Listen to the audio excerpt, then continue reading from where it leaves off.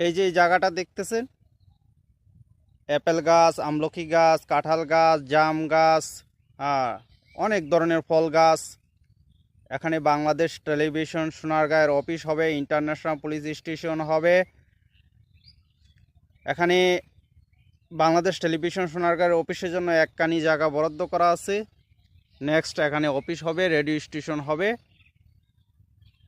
আর এখান থেকে স্টার্ট,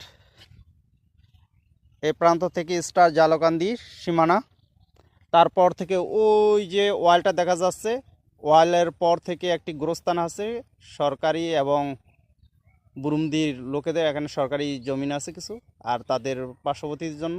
তারপর থেকে বুরুমদি, আর এখান থেকে স্টার্ট জালকান্দি। আর এই জালকান্দির মধ্যেই স্থাপন হবে বাংলাদেশ বিটিভি সোনারগাঁয়ের অফিস।